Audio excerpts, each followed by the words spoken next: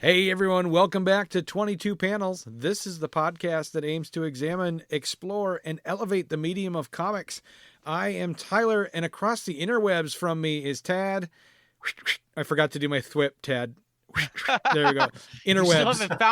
still haven't found the actual sound effect. I know. I'm gonna find it. There's got to be a I mean, Spider-Man you're getting one. much better at the doing the vocal sound effect. I mean, you're not quite. Who's the guy that was in the Police Academy movies? That Oh, can do anything? Michael Winslow. Michael Winslow. Right. You're not Michael Winslow yet.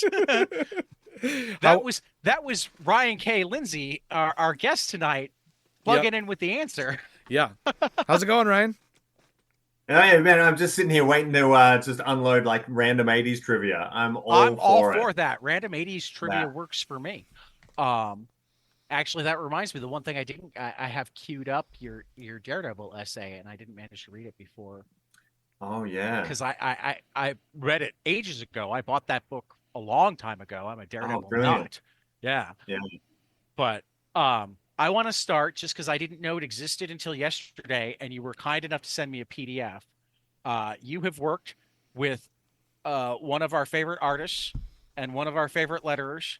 We have more favorite letterers than most people because we've had I think 4 of them as guests now, and they're all amazing people to talk to. Well, Clayton, I always go back to Clayton Coles because he does X-Men, and I'm a huge X-Men fan. So yeah.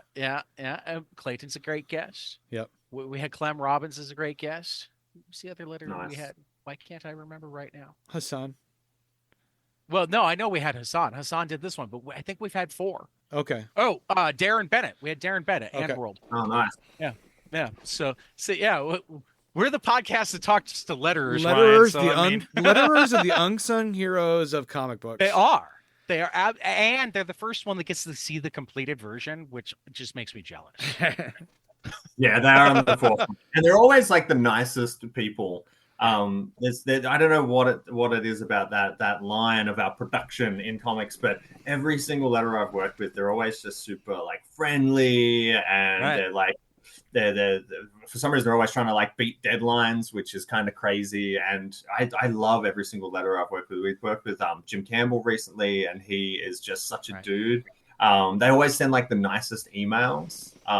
Yeah, there's something about that to have everyone on the team be kind of like a joy just to exist with is the best part of comics. I think it's also a nearly necessary part of comics. I think that nobody gets paid well enough to work with people that they don't want to work with. No, there's no way as a side hustle, and I do it most days at about 4 a.m. There's no way I'm doing that to get like jerk emails from people. Exactly. Couldn't do it. So talk to me about it. Just Stain the Sea Scarlet is a one-shot sci-fi comic that you did in 2017 with Alex Cormack. It was a Kickstarter. I could only find physical copies available in Australia at a place that didn't ship to the United States, which is why I had to say, hey, could you just send me a PDF? Absolutely, yeah. This was one like, go ahead. I'm trying to think when we would have started putting it together. I mean, Alex is so quick with turnaround. Oh yeah. We probably started about like 2016. Sure. So fairly early in my like getting published timeline of making comics, and I knew very early on I wanted to work with Alex because the dude, he can do it all. Like, he can do really cool page composition. We were talking just before we hit record on just like the granular detail that he brings to things, but he does things from like ultra gore to like small character moments and everything in between really effectively. He was my artist of the year this year. Yes, good call. And I mean, he's on every second book, so I don't know how such quality can come out at such speed from such a lovely dude. He hits all he's a triple threat. But I'd met him through like Comics Tribe because very early on, Tyler James, who runs and publishes all the books of Comics Tribe, he'd reached out to me in regards to like doing a short story for this character he created, the Oxymoron. And so I'd done a short story for this anthology that they put together. And I think they kickstarted that in about 2013, maybe 2012. And so there were about maybe a dozen or so short stories in this anthology. And there was like me and John Lees and Paul Aller and Rich Duick. And there are a bunch of artists in there. And so there's all these like... You were in the Scamthology too. Yes. Yeah. I read your story in that because I have that from when we talked to Alex and John, because that was one of the first times they worked together. So I had to... Yeah. No, it became like a really cool, like hothouse of creative minds. And so like, meaning like Joe Mulvey, Alex Cormack was in there. And so these group emails, I was like, oh, there's so many talents in amongst here. And then, you start chatting to people and you start getting well online back when there was space to do that online. And so you goof about on Twitter. And I hit it off with Alex. He's a lovely, lovely gent. And so, I put together, I was definitely enjoying doing like one-shot comics then, seeing what we could put together, and doing things like small Kickstarters and what have you. And so Alex was gracious enough to, partner up on that one. We did a little Kickstarter. It got successful. It's this kind of funky sci-fi one-shot about like a planet that's being invaded / terraformed by this like invading robot force. And we have like a very small and whittled down group of resistance, and one person specifically, Yelena, decides to like take one last kind of like Hail Mary against these invading robots. And so in my mind, it's kind of like a spacesuit noir if directed by Sergio Leone. So that was kind of how I envisaged it. Alex can obviously meet that, and definitely with her as the like man with no name / John Wick character that's just angry and overpowered, and yes, it goes from this depressing I mean it's got that colonial thing. We're just gonna mine you. We take all of your resources because we need to live in decadence to oh no, you're not. It won't make it. I don't care. I don't care if it'll make a difference. I have to do something. It'll make me feel good for this 90 minutes that I have left. Pretty much.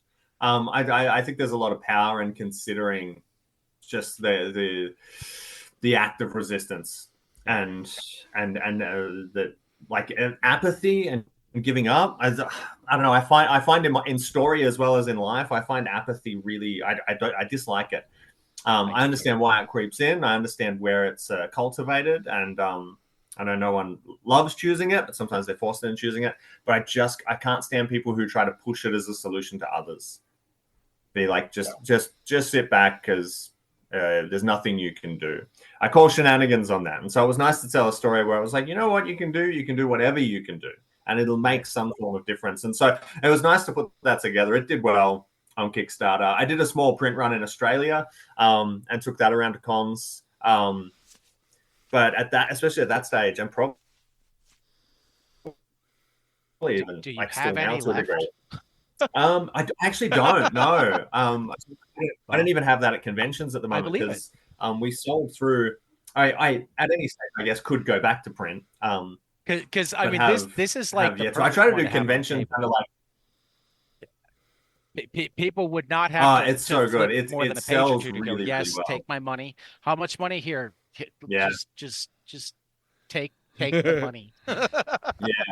It's and the cover is like a lot of negative space. It's kind of like Yelena like floating in space, kind of upside down, and then big font, "Stay in the Sea Scarlet." It's so design wise really beautiful. I love what Alex did with that. So as a cover sitting on like a con table, it absolutely goes bonkers. It's striking, which I kind of love. Yeah. Yeah. I like the border. Well, does the actual cover have a white border like that? It does. Yeah, we have that similar to what Fatale either did at the time. Yeah. Yep. Yeah. I like it. So yeah, I didn't even notice that you threw in a little resist there. Yeah, there you go. That's funny. So and here I am 7 years later, still proselytizing that idea. Absolutely, I actually no less potent. I literally just finished reading, what is it, Speed Republic, and Mad Oh Cave. yeah. If we'd started when we were supposed to start, I wouldn't have finished. Oh yeah.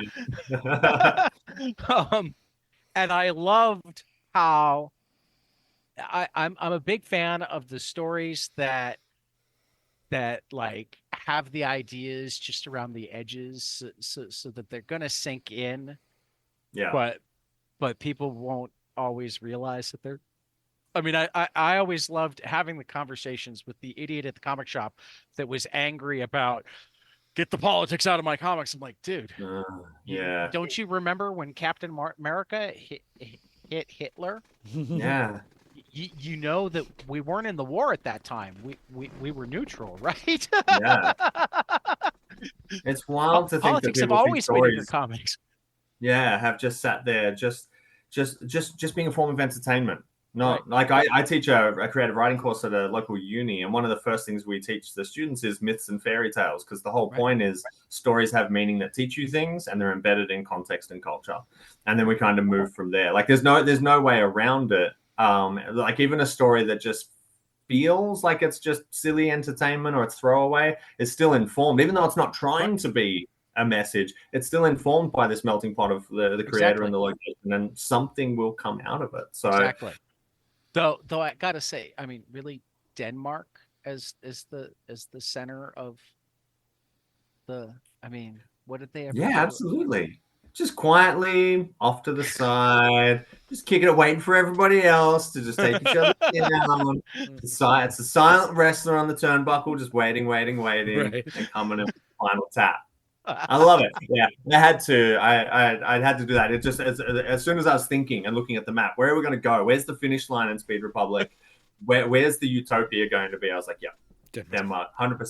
It just made sense in my heart, and I had to go with it. Yeah. Okay. And as with a lot of my comics, I then don't bother explaining every single piece that leads up to it. No, and you shouldn't. Yeah, I hope my readers are willing to come with me. I mean, two reasons. People learn better when they're not preached to, and second, people learn a lot better when they have to think about it. Yeah, try to consider why. And the third reason, because I want to see you paid, is some of the people who don't want to think about it, who wouldn't buy it if they thought about it, will buy it because it's just a cool action book, and they managed to not think about those other parts. Yeah, we were like, look, this is going to be like Death Race 2000, sort of pseudo Hunger Games type thing. Not that those stories aren't political in and of themselves. At all. Right? Yeah. And then I realized, and I now cop to it openly. A mate of mine finally pointed out to me, he's like, the villain in every one of your stories is capitalism. And I was like, yeah. You're like, you're not kidding. Yes. No, I would actually say, I mean, because I've started trying to make this distinction. Tyler and I are both teachers. I teach special ed in high school. I've started trying to make this distinction. Your villain is oligarchy masking itself as capitalism. Yeah. Capitalism involves stakeholders, not just shareholders. Yeah. Governments are involved in capitalism. Mm-hmm. They're how the people weigh in on the things that they want that aren't easily monetized. Workers are involved in capitalism. Unions are part of capitalism. It's what makes it so that workers can semi-equitably negotiate with management. I don't think you can have good capitalism without strong regulation in a democratic manner, right? Yeah, and strong unions. If you don't have those things, then there's no power in two of the three corners of your capitalism. Then only management has power. Only capital has power. Workers have no power. Consumers have no power. Yeah, and I find it interesting. Not growing up capitalism. In the 80s, I don't know if you found this, but like unions had a bad rap, like since as far back as I can remember. Thank you, Ronald Reagan. And to the point where I still hear people, Thank you, where Margaret people Thatcher. are just like, oh, unions, oh, and I'm like, Well, I don't know. My union in the teaching federation down here has gotten me a lot of pay rises. It's gotten me a lot of like sick leave, health support. We've actually reached a point in the United States where half the time it's the teachers' unions that manage to get new textbooks. Yeah. Do you know if your students like your comic books? Do they read them? I get a handful that dabble into them. Yeah. I learned like initially for many years I taught like primary school, elementary. So I taught 8 to 12-year-olds, depending on what year I was put onto.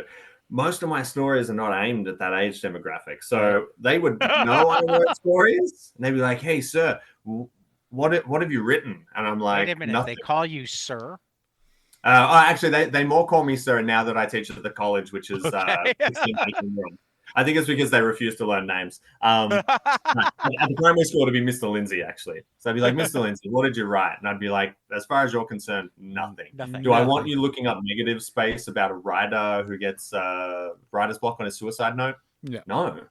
I don't think that's something a 10-year-old should be reading. So, or at least I don't. I mean, to be fair, most 10-year-olds would love Eternal. Oh, yeah. God's swordplay. Yeah. I would have read all of this by the time I was 10, but I don't want parents complaining. So I would just be like, nah, maybe don't Google me, kids. I'm just a teacher. That's the thing. Now I teach. Same. I write under the name Raina Telgemeier. Yeah. Funny. Definitely. Dav Pilkey. Yeah, that's my pen name. Dav Pilkey. Yeah. Check my stuff out.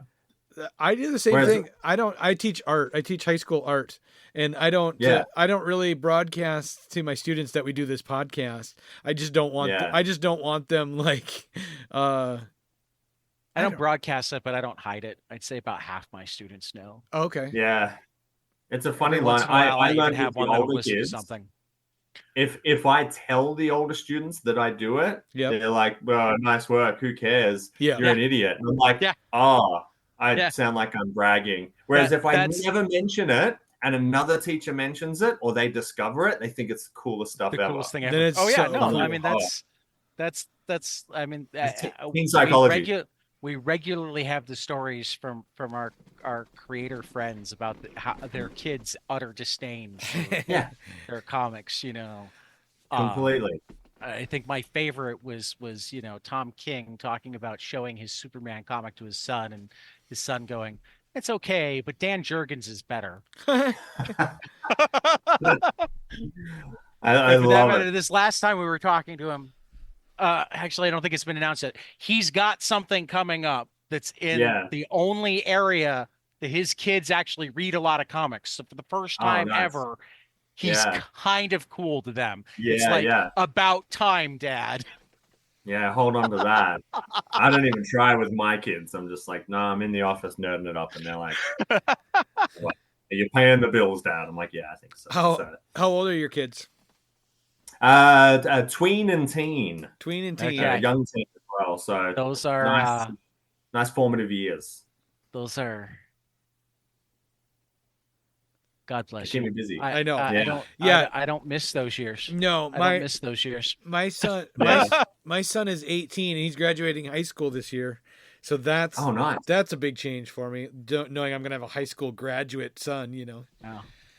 Yeah, you start to hit these milestones where you're like, oh man, they're progressing further, and the independence is really starting to show, and it's kind of cool. I mean, you feel like you've done all this work, well, and like the proof of the pudding then becomes what they show you, which I quite enjoy. I cannot agree enough. I got 2 grandkids now, and watching my son with them and going, man, you're so much better of a father than I was until like 10 years after where you are. Yeah. I didn't think you were going to graduate high school. I mean, I thought, but it was touch and go for a minute there. Yeah. It's a wild ride. It keeps us on our toes. It keeps us up at night. It gives you creative fuel sometimes. It's a lot of everything. I always say like parenting is like one of my favorite jobs that I've got, but like it's full time. and it's a like, lot. I think it's like my favorite and least favorite all rolled together. Yeah. Grandparenting, awesome. Yeah. Oh, I recommend it. Not soon, no. but I recommend it. Yep. I thought not too soon for me. Because I had it a little sooner than I'd really like intended, and that was kind of harrowing until it turned out that he's good at it. Yeah, that helps. You were a little concerned. Yeah, I could hold off on that one, but for now, I find it's a good balance. Yeah. I try to find like everything in my life, trying to find some form of balance. I actually did a lesson in class just the other day where I talked to students about what's your like happy place. Oh, yeah. And they're all coming up with different spaces. And I was like, mine's the garden, which I never would have said 20 years ago. I never would have seen it coming. But it's nice. It's quiet. It's chill. I'm getting fruit. It's awesome. And I was trying to think of what the opposite was. What's the place where I feel uncomfortable or unhappy? And I'm sitting there with the class and I was like, look, let's be honest. I'm 41. Why am I going anywhere that makes me unhappy or uncomfortable? I said, actually, I've eliminated a lot of that from my life. And I feel very lucky that I've been able to, and that my work isn't a place that I love work. I love teaching. So I was like, oh, that's actually really kind of cool. And the kids were like, no, we could work towards that. I'm like, yeah, basically you should slowly strip those things away. Eventually I was like, you know where I don't like to be now? A nightclub. I said, that's just a melting pot of hell for me right now. It's loud, it stinks, it's stale. I said, again, I wouldn't have said that 20 years ago. That would not have been my answer. But I would have said that 20 years ago too, but I was weird. Nice. See, we didn't have nightclubs. I'm from the middle of Minnesota, right? We have cornfields. I mean, give me a dingy, smoky bar. That's a different thing. But the nightclub with the loud music and the lights and the too many people and I was just like, it's just like feels like a panic attack coming on. It's not. I used to love that business. Don't get me wrong, but I was like, once I stopped enjoying it, I stopped going. And that's what we hope to get to. We find this balance in what we're doing and who we're doing it with And I was sort of saying to them, like, if whatever you find, try to like double down into that. Right. Find the passions. And like, I always felt really lucky. I found teaching and I love it. And 20 years into it, I love it. I found writing. I love it. I do as much as I can. Like, these are the things we should fill out. Your love for teaching comes out in your email or your newsletter. That's the other reason that I've been meaning to reach out forever is I'm like, oh, he's one of us. Absolutely. Not just one of us in terms of like geeky comic stuff, but like, do you teach with comics? When possible, I like absolutely. So at the moment, I just teach English and literature, which I love. So for years, I was teaching, everything in primary, like maths and science and PE, and you cover it all. But now I've just got to focus on English and lit. And so I've taught some maternal, like single pages and breakdowns. Usually when I do, I don't tell the students that it's mine. Right. I just sort of have it there. As I did it once, there was a comparative between that Batman Year One and Laura Dean Keeps Breaking Up With Me, and we were just looking at like genre and page layout, and it was great. And I watched this one kid just continue reading Eternal, and eventually he gets to the end, and there's the creator bios, and he looks at it, and he looks at me, he looks at it, and he looks at me, and he's like mouthing at me, "Is this yours? Is this yours?" And I was like, "Yeah." Yep. So he stuck around after class, and he was like, What is this about, sir? And strangely enough, the same time we had this discussion, this other student who was fairly challenging, I'd only just gotten him transferred into my class. He didn't want to be, anywhere. He had some issues. He stuck around to have this chat, and he ended up spending his entire break talking to me about why I write and when I write and what I'm doing. And I just it was good. It was like a real, actual, genuine adult conversation. And then I was good with him for the rest of the year. It was a really nice way to connect. So yeah, I've taught some of my stuff in the classes. What do we have at school? We've got different class sets of stuff like Fun Home, American Born Chinese. Every now and then I'll do like a single issue. So like Homesick Pilots I've done some old EC comics. Oh, very cool. Because they're, wide range of genres and they're just phenomenal and they're small. So everybody can read them. They're like 8 pages a story. So yeah, whenever I can bring comics in, I love to like break it down. It's so much fun. Like, especially like talking about page layout and talking about building to splash pages and like the finite structure of what you can do within a page. It's the coolest. I was sitting in on an English class with one of my students last week, and unfortunately, I don't think it was utilized as well as it could have been. Yeah. But they're reading Fahrenheit 451, and they had the graphic adaptation on every set of tables so that they could kind of compare and whatnot. And I just dropped a couple of links in the chat that you might be interested in. Absolutely. Tim Smythe wrote a book called Teaching with Comics and Graphic Novels. He's a friend of the podcast as well. And hey, nice. He literally wrote the textbook for teachers on using comics and graphic novels. He's a reading specialist, and because I mean, I think one of the reasons I love comics so much, one of the reasons I wish that we taught more with them when I was in school is I cannot see pictures in my head. Oh yeah. I only think in words. Yeah. I can't conjure a picture. I can conjure a more and more detailed word cloud to describe something. Yeah. So there are certain things that I don't like that I was just talking about it with Chris Condon last night because he just adapted Barry Gifford's Night People. So he talked about having, when he was getting ready, looking at various adaptations, and he looked at one of my favorites, which is the adaptation of Slaughterhouse-Five. Ryan North did. Ryan North and Alberto Montez. Yeah. And I love Kurt Vonnegut, and I love Slaughterhouse-Five, and I didn't fully get it until the comic. Yeah. That's when it became truly funny to me. I'd always loved the book, but I'd never understood why people called it humor. Yeah. Until I had the pictures in front of me, and I went, this is fucking hilarious. Yeah. It's a good adaptation. It is. It's a great adaptation.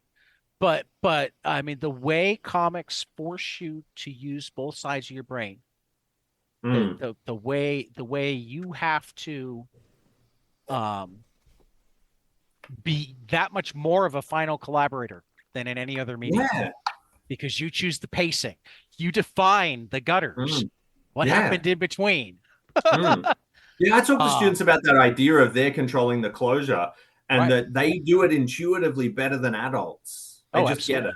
Right. And they're kind of like, oh yeah, we are pretty cool. And I'm like, you're really, really cool. Like that's like it's like this natural thing that you just get where you're like, yeah, of course, this is what's happening. I love hearing that comics are being used more in the classroom. They're great for empathy. They're great for teaching emotions. For that matter, Bryce Ingman's another regular on our podcast, and he's a behavioral specialist. And is his job. Yep. And last time he was on, he was talking about how just like dumb luck, he'd had a kid that was just out of control on the same day that I want to say either one of the My Bad books or the Acid Chimp Business Dog had come out. So he happened to have copies in his bag. Yeah. And that was what finally calmed him down. Wow. Yeah. Out of control, hands him the comic. It's like, ooh. Yeah. It's good grounding. What's your work schedule like after when you teach, and then what's your writing schedule like? Nighttime, early morning? Yeah, I do the early morning for writing. For years I had done nighttime. So when the kids were really young or just born, I would say to my wife, look, you go to bed and I'll just stay up. And if a child wakes, I'll just be there. And so I would stay up till it started off midnight, and then I would find myself getting on a bit of a jag, and I'd write until 1 a.m. And then when it started to push to 2 a.m., it was less good because then I'd go to bed and I'd sleep for a solid 6 hours, and then I'd get up. And so if anything woke in those real witching hours, my wife was awesome, and she would get up and let me have that solid sleep. And then I would get up and I would have the kids from 6 or 7 a.m. onwards, and then I would go to work, and then I'd work all day, come back, and we wash, rinse, repeat. And then a few years ago, my kids are a bit older. They're definitely sleeping better, knock on wood. And I decided, you know what? Have you checked to make certain they're in their room? Yeah, the calls coming from inside the house, right? Have you bolted the windows? I remember my mum found footprints on my brother's window, and she was like, "Oh no, someone tried to break in," and my brother's like, "Yes, that's definitely what happened. That is what happened." Yeah, 100%. We should find out who did this, Mum. So, sister. So then I started. Oh, I was going to say, my sister, she had a ground level window and she took the screen out and put it under her bed and then walked right out the window.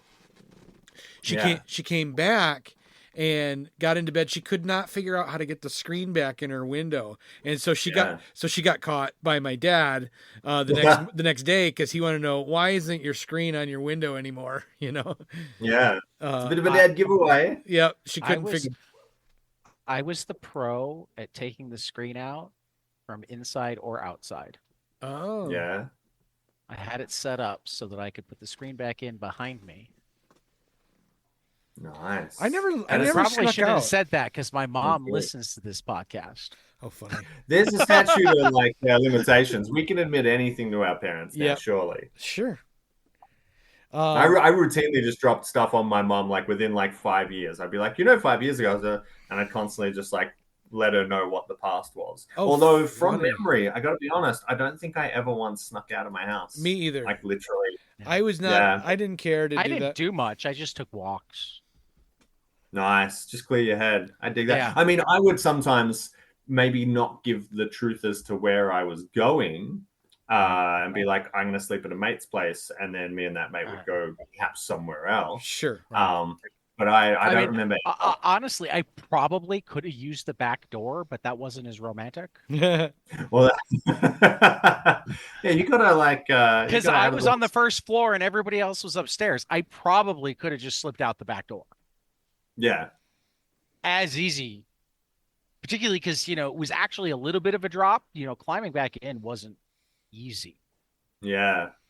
Your mom is listening to this, Tad, going, I knew it. I knew. I think she already knew. I think I commented this a while ago. All right. So Ryan, getting back to your schedule, you were about to say when you switched to mornings.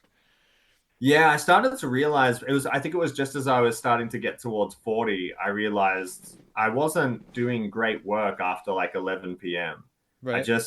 I was feeling really tired at the end of the day. Doesn't it suck when we realized that?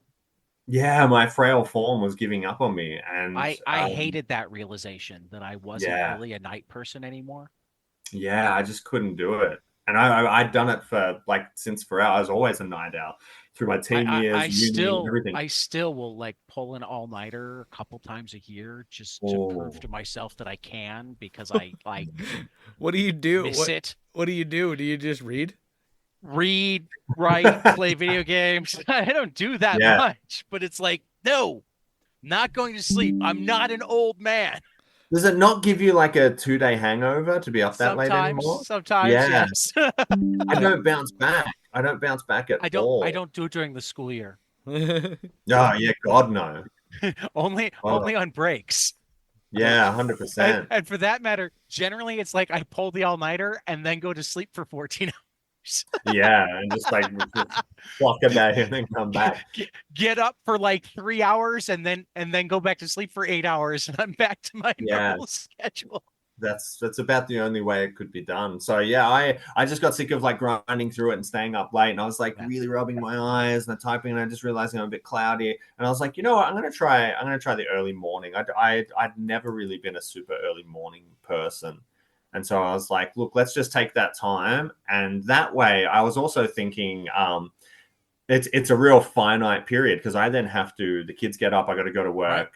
things have to happen. So I can only, whereas at night I'd be like, no, I'll push it half an hour. I'll go. Yeah, And so I think I was I'll wasting goof. a bit of time. Yeah, I'll play one more video game. I'll read Yeah, one more comic. I don't know that I was maximizing my efficiency. So now I get up at 4 and I'm just like, right, deadline's until 6 a.m. Get some stuff done. And so it's not been too bad. So I'll usually that's the only part of the day I'll actively be writing or like in the writing office.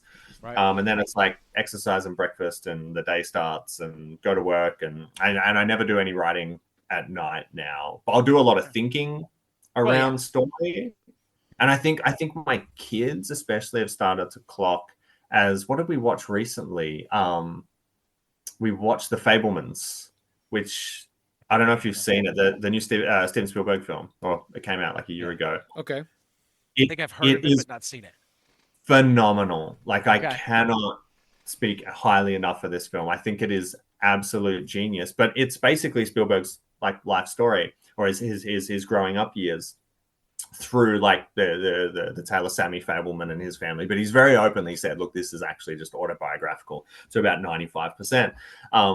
And there's this scene, there's this moment in the film where you realize that Sammy Fabelman, Steven Spielberg, being so creative, is constantly using the world around him to kind of, if not inform his creativity, to literally be part of his stories. And my kids now are kind of clocking, hey, do you do this? And I'm like, yeah, I think everything we do kind of informs story. That villain is totally not you. Yeah. yeah.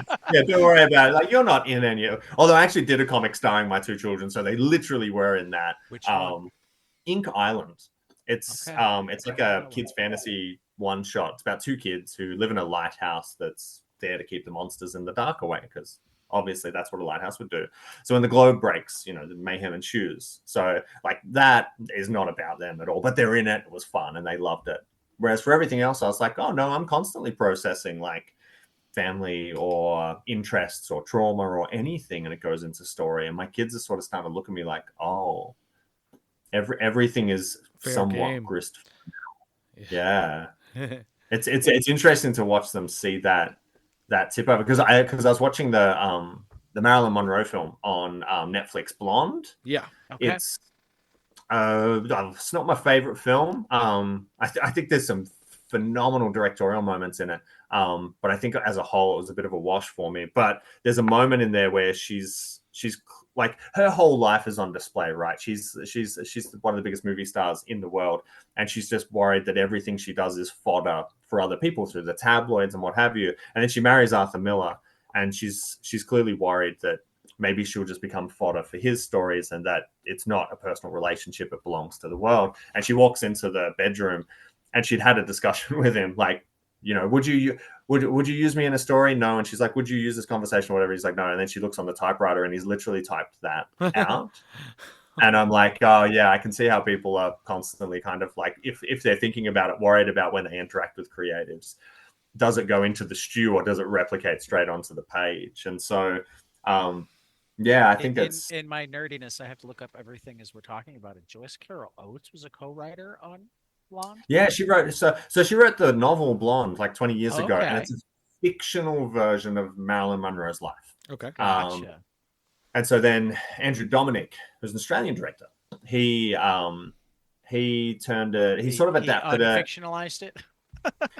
It's still very, as far as I can tell, somewhat fictionalized, but it follows a lot of truth. So she marries Joe DiMaggio, then Arthur Miller, and then she has an affair with the president, and all these sorts of things happen. But then there's certain things where you probably like it's not been documented elsewhere, and he's taking leaps with it. So it's definitely not a fully historical text, but it's taking a swing at like some heady themes, but it does some pretty gratuitous sort of lascivious stuff where you go, oh, I get why you're doing certain things and what you think it's going to achieve, but maybe you went too far. I don't know. It's a fiddly film. I know it got trashed on release. You have to remember that what they wanted to achieve is people to watch it. So if the lascivious things get people to watch it, then they probably actually succeeded.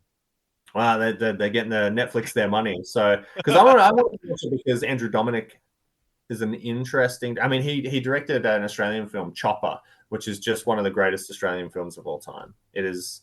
It's about an underworld criminal standover guy, Mark Brandon Chopper Reed, and Eric Bana plays him, and it's dynamite.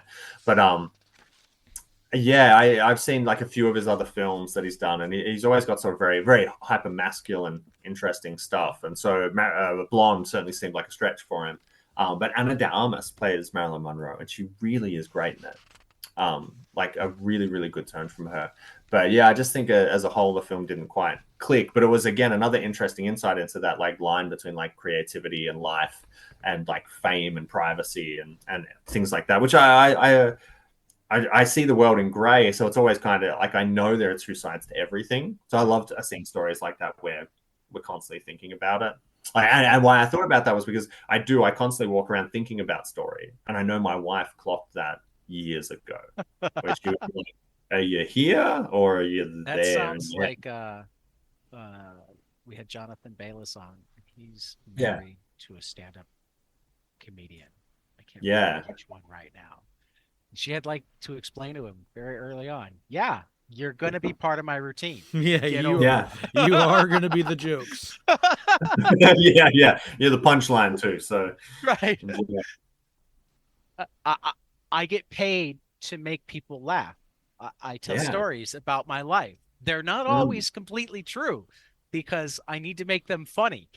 That's it. Yeah, there's going to be exaggeration. There's going to be swerves. There's creativity involved, but there's home truths in there, and it's knowing which is which. Right. I guess which is the truth or not. So and no, I find if you're going to be with me, deal with the fact that your life's going to be out there because that's what I do. Yeah, you got to be ready for it. But we just talked about making Netflix money. Let's talk a little bit about making Ryan K Lindsay some money. Yeah, I mean, I love the podcast where we go all over the place. That's what we do. But you have a Kickstarter and a comic on the shelves right now. So which one do you want to talk about first? Let's hit the Kickstarter. It's Kickstarter within the Kind Red building. Yes, I love the cover here. Tell me about what a solo journaling role-playing game is about.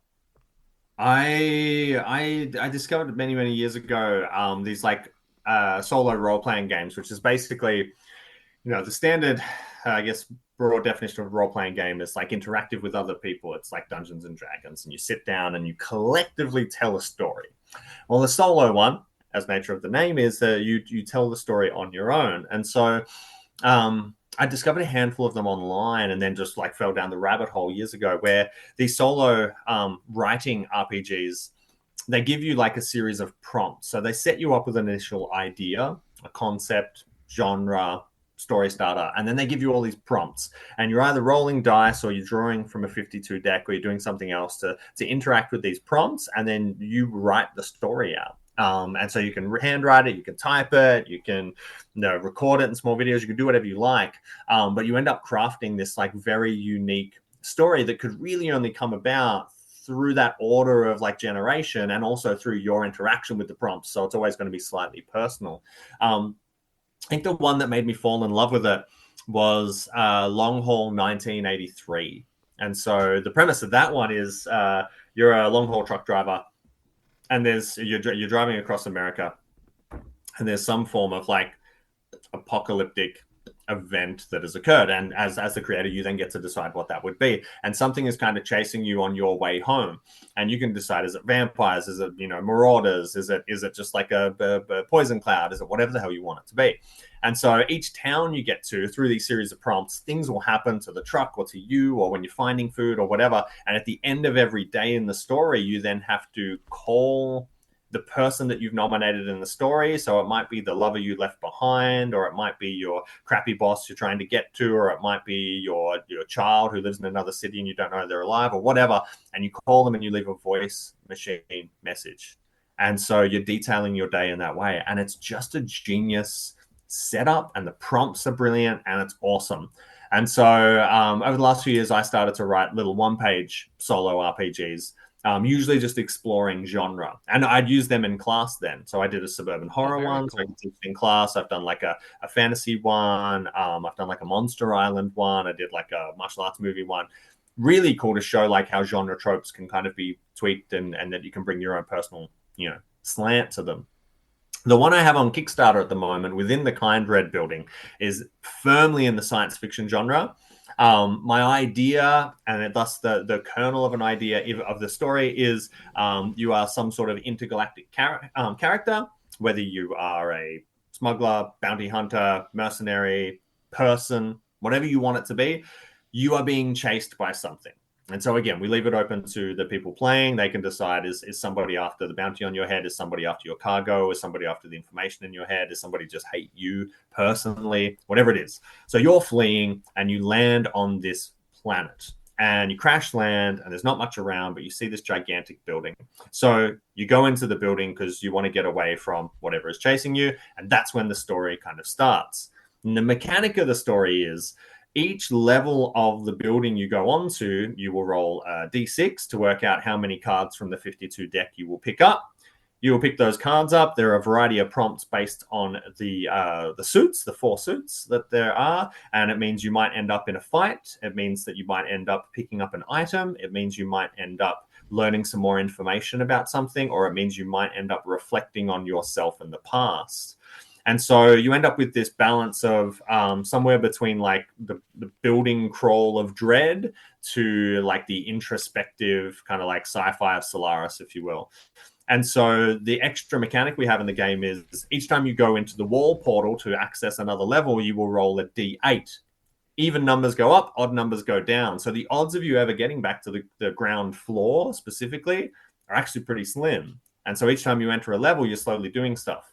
When you collect 4 kings, you die. If you collect 4 aces, you're ready to leave, but you still have to get back to the ground floor, which statistically might be pretty difficult. So the story is highly likely to end not in a win, if you will, right. But it should be about exploring your character and about exploring their story. And it's that sort of cross-section of just like being creative and not aiming for like min-maxing your character to win. It's about just trying to come up with layers and reasons and connections. That's important to every storyteller, and whether they're just having fun with this or whether they're learning through it, it's the kind of thing that it's meant to do. So yeah, we've got it up on Kickstarter. There's like a $3 download, although that's $3 Australian. So I don't know what it says on like the US it's side. A little bit less. Yes, very good. Because I went whole hog. I'm your day one print zine. No, love it. Yes. And that $39 was only $26 US. Oh, brilliant. How good's that? The $3 Australian is $2 US.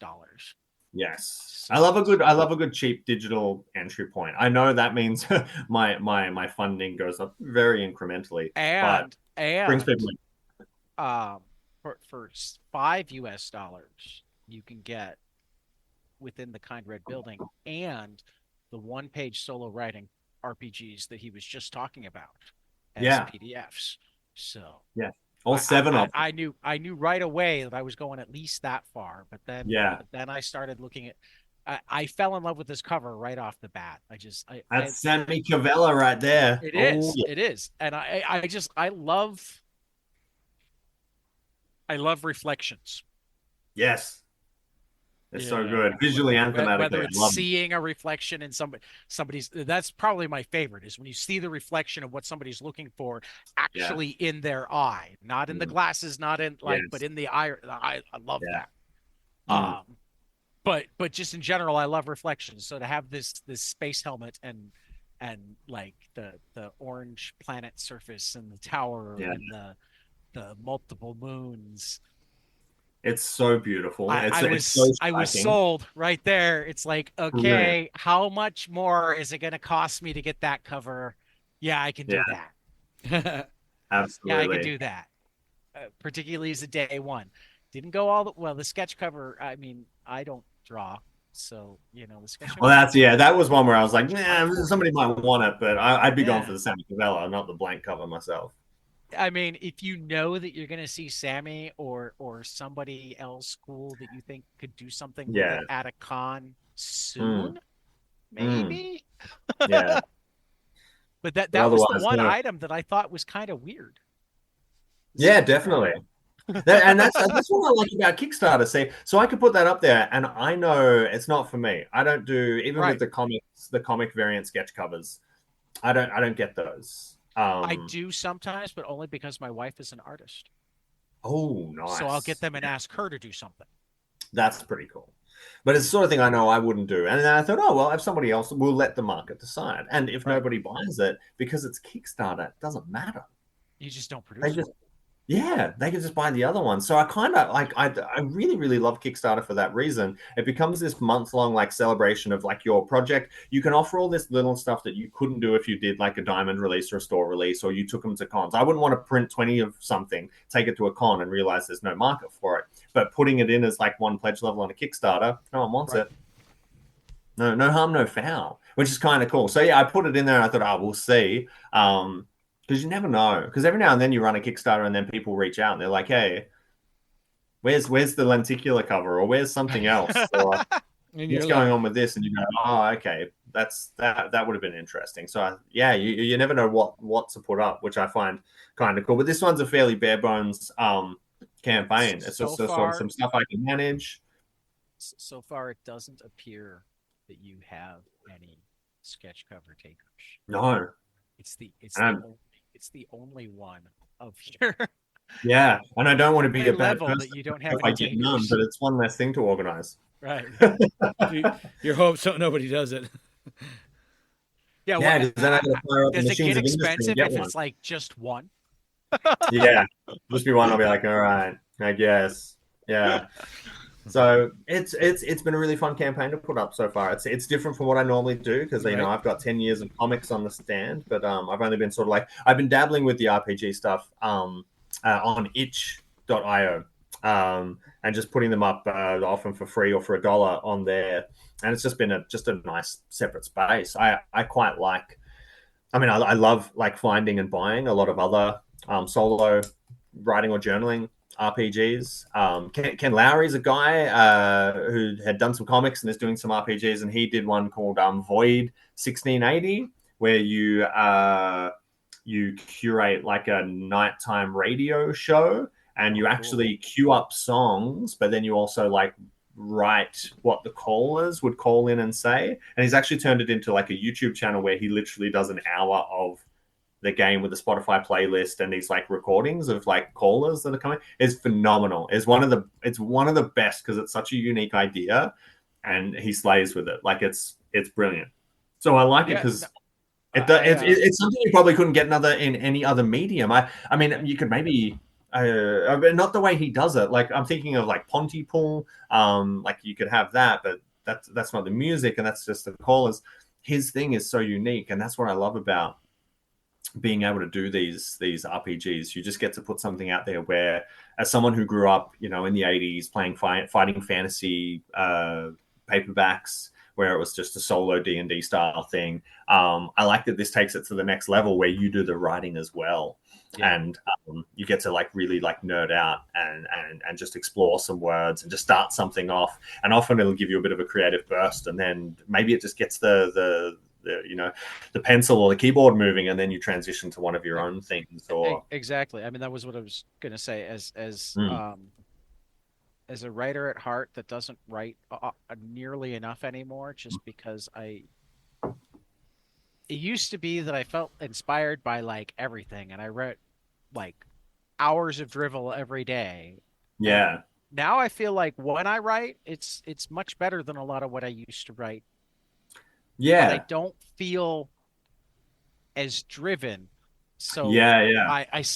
I'm always looking for that thing that will just make me tell stories, whether they're for publishing or not. Yeah. Have you ever seen I think, and I've only played it once because I've only managed to put together the people to play it once. But have you heard of the role playing game? God, it's upstairs. It's not Heist. it's a DM-less role playing game. Sure. That essentially every it's like 4 players, and you've got connections to each player, and then you just go around the table telling a story based on a prompt, and then building off of each other. Fiasco is the name of it. Oh, cool. And it says it's a 2-hour game. It was the first time we were ever playing it, and we were done in half an hour because that was more the mood of the people, and that made it even better because my wife, when she looked at 2-hour games, she's like, I make no promises. I think that ability to just like people are figuring that out, that it's pretend and it's role play. It's what we tell kids to do all the time. Right. It can actually be really interesting and funny, and it can make you it makes you problem solve and code switch really effectively, right? And try to read a lot of external stimulus to try to build into your own thing. I think it's such a cool skill to have. Fiasco, I've not heard of that. That sounds rad. That sounds cool. Yeah. I was actually thinking Tyler, and then I saw somebody else is doing it on YouTube. So maybe not, because it'll seem more like we're copying. But a long time ago, we talked about doing the one-shot role-playing game as an episode, and this would be the perfect one to do as the one-shot. Yeah. Because we don't have to have anybody write a campaign. We can just. That's it. The prep work is sometimes the hard thing. Right. Which is another reason why I love these solo RPGs, because the prep work is all in the document of whichever one you get your hands on. Whether it's because I think Wretched and Alone, and Wretched and Alone is the game in the engine that I've kind of borrowed from, and they openly have open source to their thing. They want people to write in that style, and with those kind of structures. But there's so many good ones out. There's one, and I forget the specific name of it, but basically you're a fantasy adventurer, and you get eaten by a gelatinous cube, and then you have to write the story of what happens when you're in this cube and you don't die, and you just live for what might be centuries, observing people coming into the same dungeon or whatever. And I'm like, that's so cool. That's such a cool angle on something. And I could use that character in as a C plot of a D&D campaign I would run. And that would be fun. And so it's you can always just store that creativity away. I think it just gives as a comic writer, and then a support. One of the coolest stories that or I guess Tyler wasn't there that day. One of the coolest stories I've heard on the podcast. I talked to Jackson Lansing, Colin Kelly, and Chris Cantwell about their Star Trek universe right now. And apparently, most of the genesis of it came from a Star Trek RPG that Colin and Jackson had 10 years ago. Yeah, that's crazy. That's the Bones had all been one game that they'd played together 10 years ago, and they held on to it as they got the opportunity to pitch it. Yeah. How cool is that? Right. Because that's where some of your best creativity fires. For that matter, Jim Zub goes to, I think, as many gaming conventions as he goes to comic conventions at this point. Oh, wow. Yeah. I was looking at his schedule, and he'll be in my neighborhood twice because I'm nice. Half an hour from Geneva, Wisconsin. So both Gary Con and whatever the current version of Gen Con is. Yeah, you'd be sorted. Are up there, and he's there for both of them this year. Yeah. I don't know if the old solo RPGs have made it onto many con circuits. I don't know. I've never been to an RPG con. I've been meaning to reach out to Jim to talk to him on the show just for his comic stuff, and haven't gotten around to it. I'm like, but these dates I can drive half an hour and walk up to his table. Easy. Bonkers not to. Right. Yeah, I think exploring these sort of spaces and getting these new, just informing yourself with as much different creativity as you can. That's the win for me. Yeah, absolutely.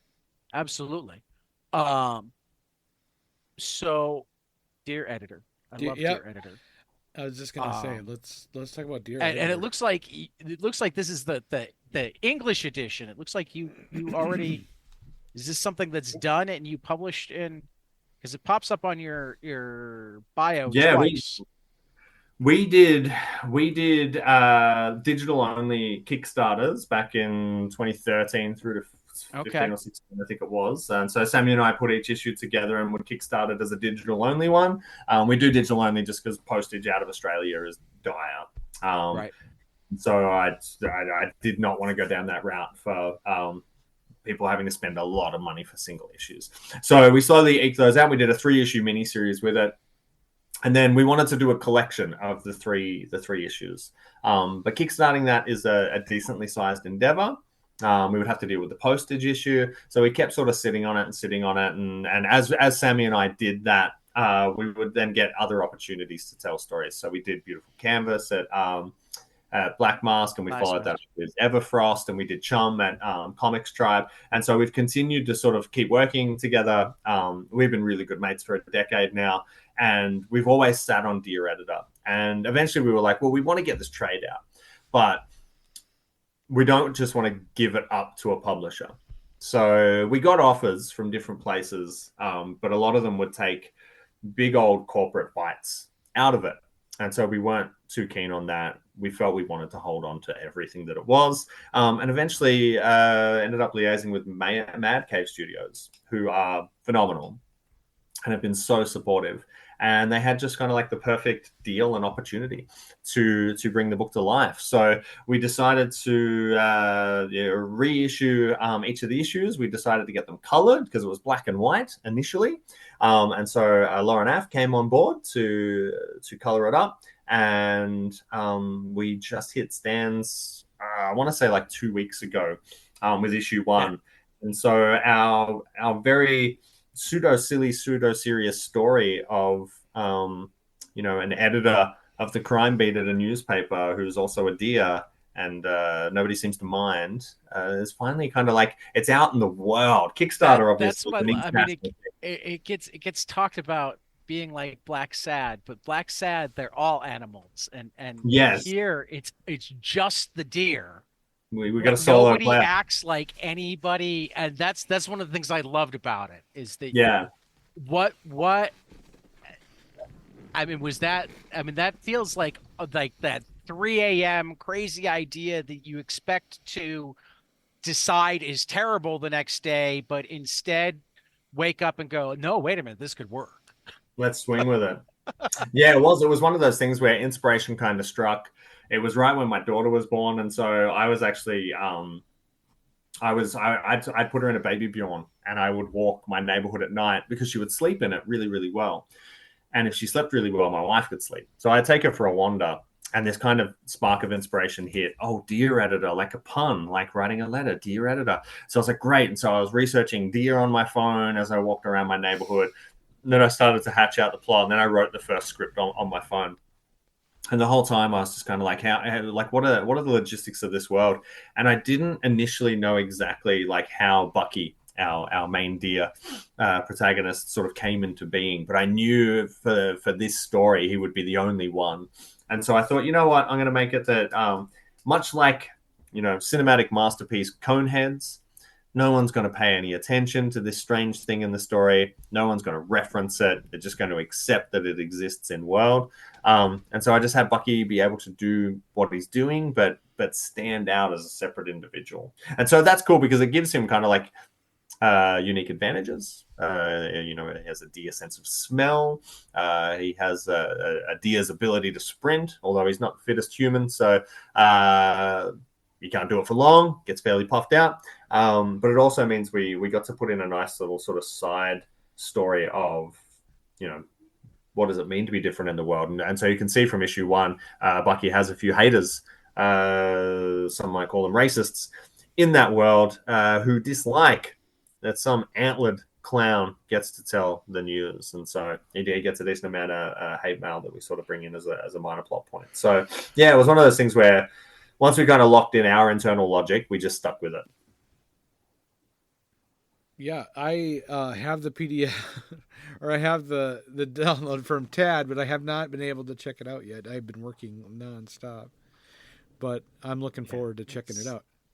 It was fun, and it's I keep meaning to bring up more on the show that Global Comics is getting legit with their monthly. There's a lot of publishers who are having their stuff available day one as part of your monthly subscription on Global Comics. So even though I wasn't ahead enough to like order it, I was able to read it through my $8 subscription on Global Comics. Nice. And be able to, and at least the way I understand it, they're actually going like tracking page clicks.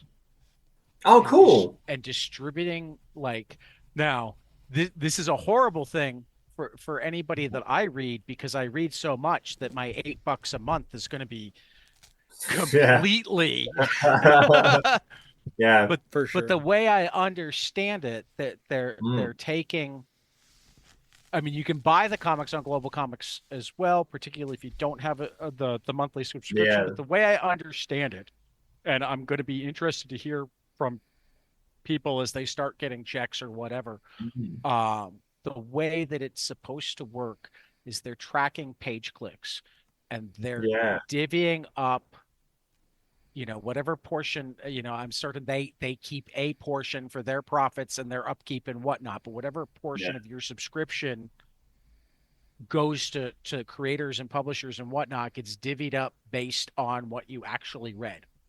That's pretty good. I think that's a brilliant thing that I also imagine there will be those handful of like poor people calling all of their friends going, just read my book over and over again. You don't even have to read it. Just click. Click. Yeah. Just idly sit there, skimming through it. Yeah. That must be a hell of an algorithm in the background running all of that. I love it. Who knows? Yeah.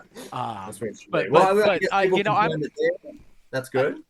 I mean, as much as I love paper comics, I'm running out of room for them. Yeah. B, you know, I hate it when things go out of print. Yeah.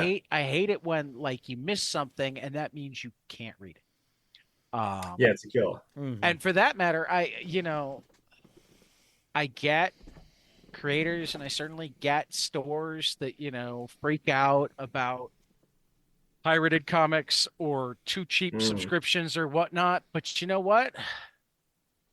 I will say this with absolute certainty, having been the poor college student. We'll say this with absolute certainty, having sold both music and comics. Yeah. The single most dangerous time in terms of keeping a customer is that period between like 18 and 25 when they have no money. Yeah. If they stop listening to new music, if they stop reading new comics, when they have money, they're not necessarily coming back. Completely. But if they're still reading new comics, if they're still listening to new music, when they have money, you'll start getting it. Yeah, that's the thing. I know when I went to uni for 4 years, from like 17 to 21, I had no cash. Yeah. And I had stopped buying pretty much everything, books and comics and videotape, everything. And it was when I started teaching, my brother bought me the first volume of The Walking Dead. Right. And I was like, I have money for this stuff. I remember now. And you know, trade paperbacks were far more prolific in the 2000s than they were in like the mid-90s. And so I was like, this is great.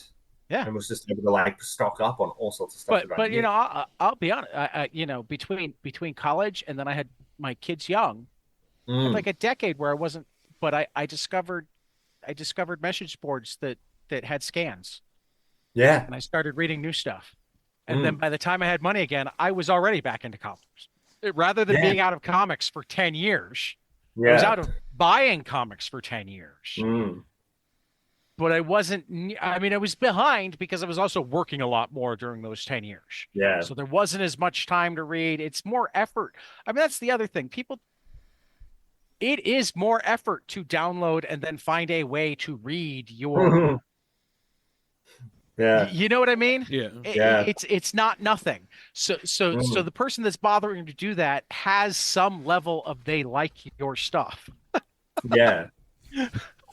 And if they like it enough, they'll track down what's next, and they'll buy that. Exactly. Or it's a fairly balance. You see, like, a comic you got pirated 5,000 times, and you think, I think I just lost 5,000 times sales. But no, because really. my hunch is you probably wouldn't have sold a single one of those. Yeah, that's the thing you would If end up thinking. if anything, your sales went up because of the guy that read it and decided, no, I need to have that. Yeah. Yeah, they'll go out and they want a copy on the shelf, or they'll tell their friends, and maybe their friends have more money. So it's a real fine line. I mean, it's like when they talk about Game of Thrones being the most pirated TV show, and I'm like, yeah, and it's also the most legally watched TV show, which is why HBO's president says, please share your codes. Yeah, go for it. Because the more you got, the more you'll get later. Like it's something we don't want to admit, but we understand the truth of it, which is we're not losing a sale on whatever was pirated most of the time. No, and if you gain a fan, then you're gonna either whether you gain it now or you gain it later, you're gonna gain sales. Yeah, it's gonna push through. With artists, with art in general, there's nothing more important than eyeballs. Yeah. Nothing more important than eyeballs. That's true. I mean, I guess if you're a musician, ears. Yeah. Unless you got a good music video. Well, yeah, okay. Fair. Do they make music videos anymore? I don't know if they do. Do they make them? Oh, you got me stuck. I feel like the 90s were the heyday of the music video. Yeah. Yeah, I'm certain that they're still out there. I mean, are people making new ones? Are they making new videos? I mean, we should go to like Beyonce's YouTube page and see if she has new videos. That'd be the way to find out. What we need is music videos for theme songs from comics. I agree. That would be cool. You know, and it's happening more. I remember when we talked to Ibram Mustafa. It was right before Retroactive came out. Yeah. And he did a trailer for it. And the trailer was just, I mean, it was like a Bond trailer.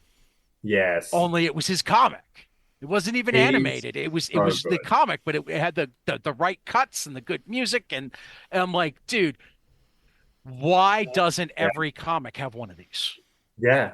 Every single Marvel should have a YouTube page with a trailer for every one of their releases. So easy to share it then. 60 seconds and get someone hooked. Well, I did a graphic novel last year, A Fistful of Pain, with Louis Joyce, a really good mate of mine is the artist, and Comic Stripe were the publisher. Louis put together like an animated trailer for the book because he teaches art and animation at uni, and it was so slick and it was so cool. He said it took him forever to put it together, but he also wanted to then like practice some skills he was going to teach in class, so he was kind of serving two masters, which was cool. It's a beautiful little trailer, and the Comic Stripe put together like a theme song for us as well, because Comic Stripe would do that with a lot of their campaigns and comics that they put together. And I just thought both of those things were so cool. I'm watching the trailer right now. Yeah, because it's unreal, right? It's on the Comic Stripe. Go to shopcomicstripe.com/products, Fistful of Pain, or even just Google A Fistful of Pain and click on the Comic Stripe link. Yeah, the trailer is there. That's cool. It is very cool. It's stunning. And so I mean that's almost going above and beyond, because he clearly did extra work. Yes. You know, Ibrahim said he took like an hour, maybe half an hour. Really? He said. Well, but again, here's the key. He didn't create anything new.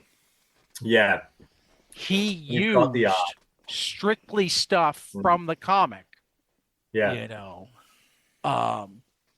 And again, I think so good. I love his art, and he's such a nice guy. He is. He's amazing. We got to have him on again. He's got a book coming this year.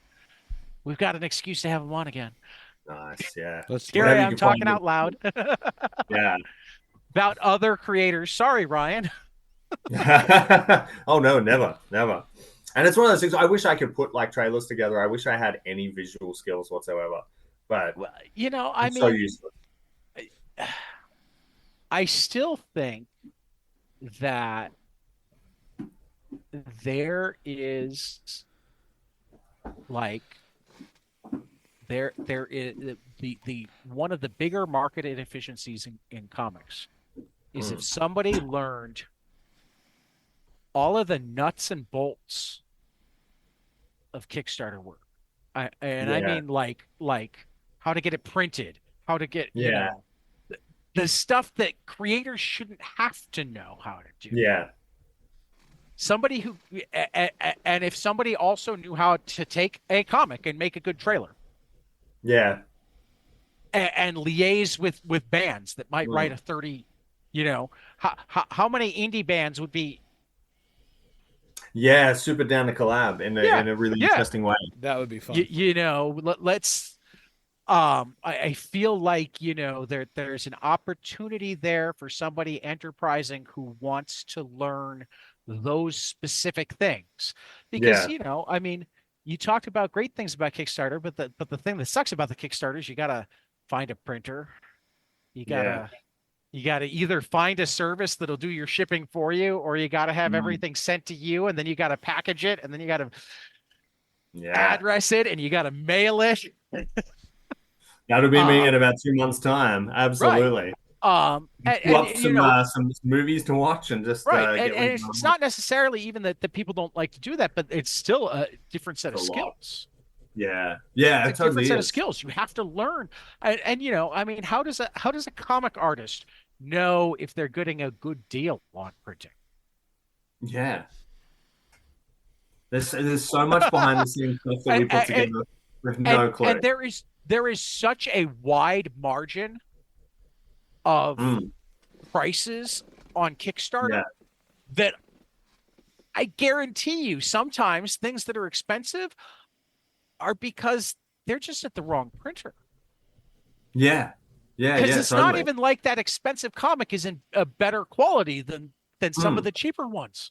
You know, it's like, oh, dude, if I just paid $20 for this and I know you well enough that I know that you didn't actually profit that much. Yeah. You got the wrong printer, man. Yeah. It's a hatchet job. But you got to know who to talk to, or you got to know where to get the quotes from. I found when I started doing Kickstarter, but that alone is like a full-time job. Oh, it feels like it. Yeah, because you're looking at other people's campaigns, and you're looking at their pledge levels, and then you're talking to people you know, and you're getting like ideas of like printers and quotes and people with certain sets of skills that can help you. Tyler James, who runs Comic Stripe, does an awesome course called Comic Launch. And he has a podcast by the same name where he just talks about how to use Kickstarter and other fundraising platforms for comics. And the amount of like insanely great information he has is awesome. And he gets all sorts of guests on there, but he knows his stuff. I mean, Comic Stripe does he talk about the printing side too? Yeah, 100%. He talks about postage. He talks about handling. It talks about who to go to, what quality is. And I'll be honest, you know, part of this is I have a good friend in comics that has never gone the independent route, but they've recently gotten the rights back to some of their old stuff. And some of it's not even finished, and they'd like to, and they'd certainly like to get it back into print or available as PDFs, and they can totally use the money, but completely. Kickstarter is something that they have to figure out how to do. Yeah. It's not for everyone. It's a scary proposition for all the work and for all the risk and then all the little nuts and bolts details. I spent, I think, 18 months basically just like reading and researching and thinking and talking to Tyler before I ran my first Kickstarter like 10 years ago. Yeah. And so before I do a campaign, and I think Within the Kind Red Building is my 8th or 9th. No, it's my 9th personal campaign.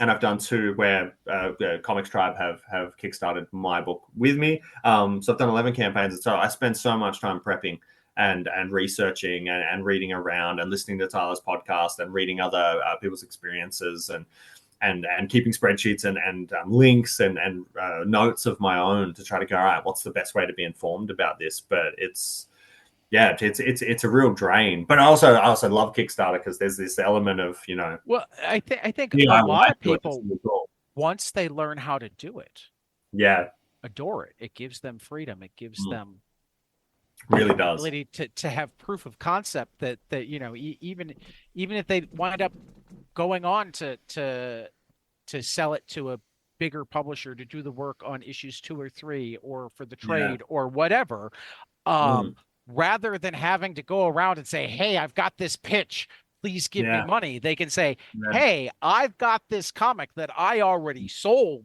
to it 5,000 people. It's done. Yeah.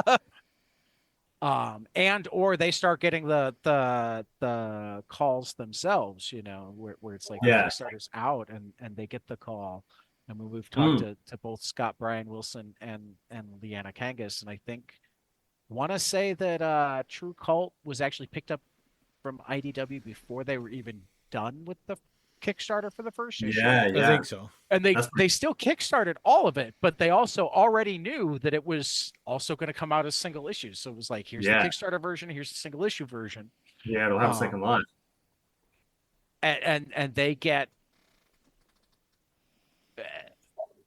because Kickstarter builds a different fan base too. It builds a completely It's often people who aren't running the comic shops, right? Well, not only that, but people who are now looking for you specifically. Yeah. Which is what you want. IDW fans. They're not Marvel fans. They're Ryan K Lindsay fans. Speaking of which, I just noticed, do you not put a period after your K? No, I do not. You do not? No. Is that because your middle name is just K, or it's just a stylistic choice? No, just a pure visual stylistic choice. Okay. There's not even like a profound reason behind it. Just trying to be difficult. It's probably where I draw a line. There's something visual about it. I don't like the period after the K. I've never been able to fully explain or unpack it. And people have asked. I'm just like, it's a vibe. When I send my emails, I use a tilde rather than a comma after the name, just purely stylistic. I like the way it looks better. Yeah.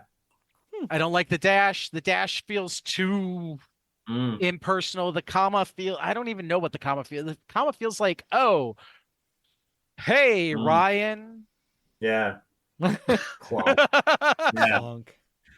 Would you like to come on? You just feel it. The tilde feels whimsical, kind of like a, hey, Ryan, smiley. Yeah, I love a good. How's it going? I've never thought about it. I clearly did. Now you won't be able to get it out of your head. Years ago. Yeah. I'm going to have to use the tilde. Yeah, it just kind of sticks with us.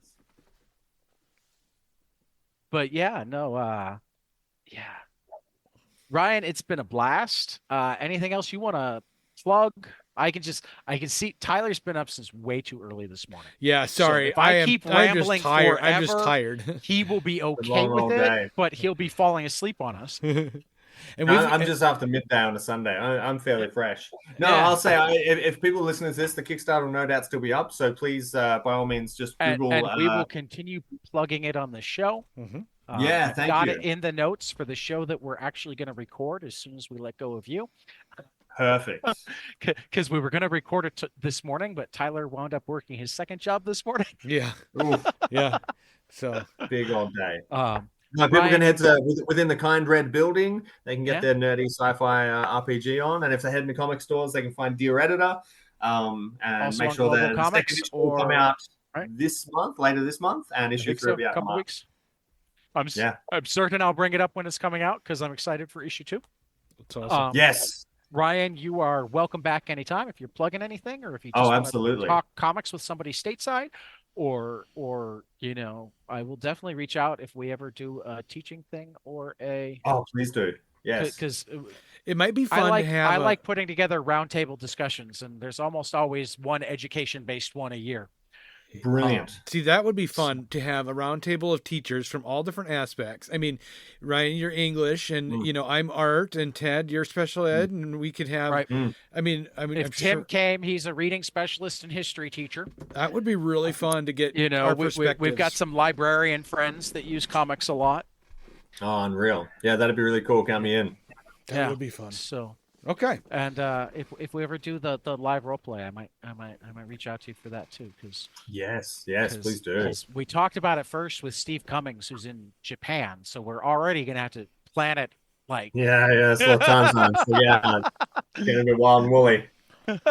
Cool. Ryan, That it would was be great cool. to get to know you. Hopefully it's too. the beginning of a relationship.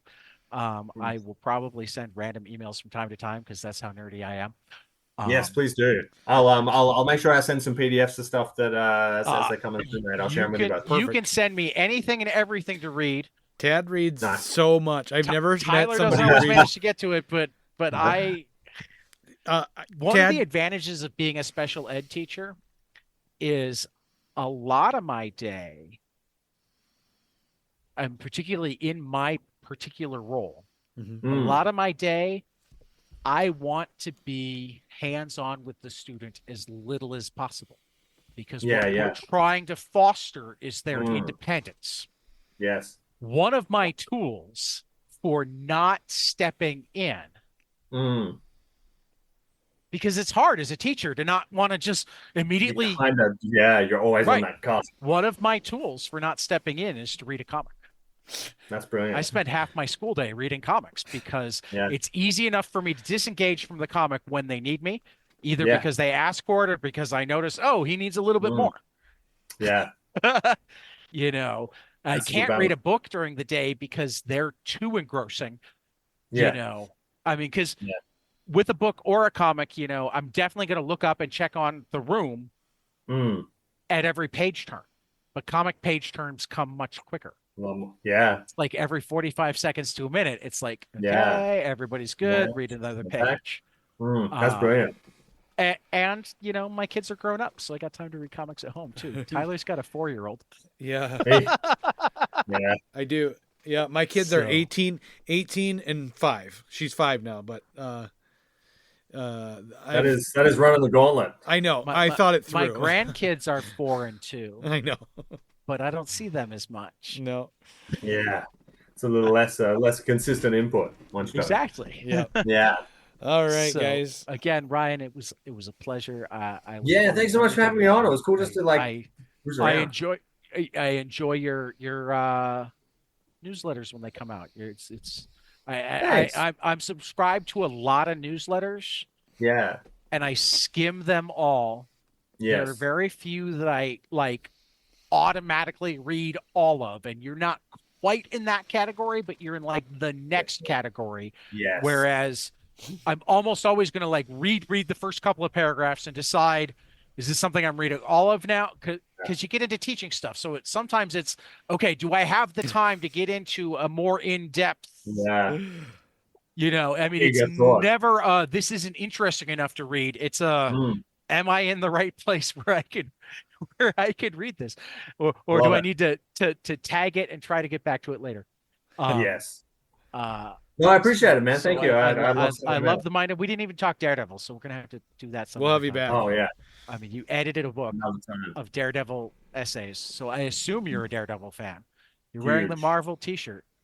Yes. Massive Daredevil fan. So we're gonna let Tyler take us out, and then I'll talk to you for a couple minutes. He might want to go say goodnight to his daughter. Yeah. Anyway, I'll see you and Ted before we start recording. Yeah. Tyler, you got to take us out first. All right. So to all our listeners out there, we will catch you guys after the next page. Later. Hey guys, this is Tyler from 22 Panels. I'm here to tell you all about our Patreon. If you enjoy this show, please consider donating to our Patreon to keep this show going. We have many different tiers, all different levels to help you decide what's right for you. Okay, so get on out there to patreon.com/22panelspodcast.